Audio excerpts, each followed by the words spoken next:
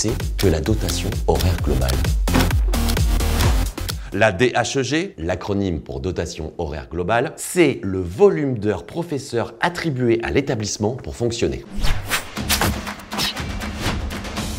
C'est très important pour l'organisation pédagogique de l'établissement car la DHEG détermine le nombre d'heures pour chaque discipline et donc les emplois, les postes, les heures supplémentaires, mais aussi les emplois du temps eux-mêmes et donc les conditions de travail des PLP et les conditions d'études des élèves.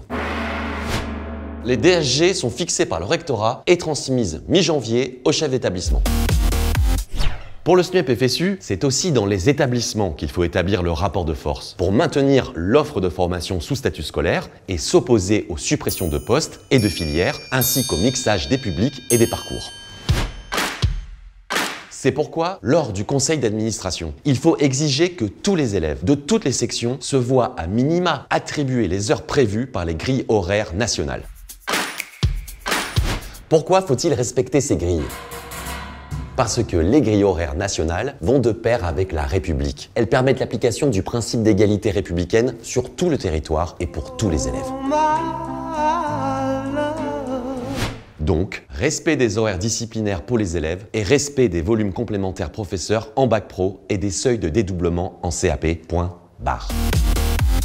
La transparence est également un point capital. Le tableau de répartition des moyens doit être obligatoirement présenté et voté au conseil d'administration.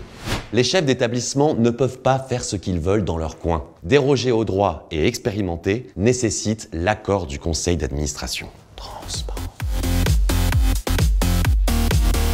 Heureusement, avec la FSU, le SNUEP est présent dans toutes les instances. Le rôle de ses militants est donc primordial.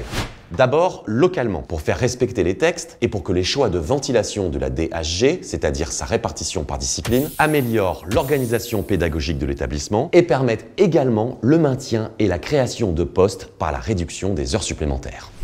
Cependant, les dotations horaires globales sont contraintes et la plupart du temps, elles sont insuffisantes pour des conditions de travail satisfaisantes. Celles-ci doivent prendre en compte le nombre d'heures, mais aussi les effectifs par classe, qui sont supérieurs à 24, voire 30 en bac pro et supérieurs à 12 en CAP. Il est par ailleurs indispensable de limiter à 8 élèves les ateliers de SECPA et EREA. Il faut donc impérativement augmenter les DHG pour la réussite des élèves et pour vos conditions de travail. Attention, il ne faut pas oublier d'agir. Que ce soit par des audiences, des motions, des rassemblements ou des grèves. Le SNUEP, avec la FSU, vous donne les outils et agit dans les instances départementales et académiques pour obtenir des moyens, des postes, etc. Alors des questions, un problème? N'hésitez pas. Allô le SNUEP.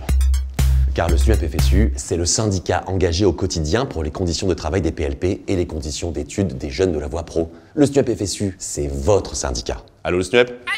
Maman? Ah bah j'ai le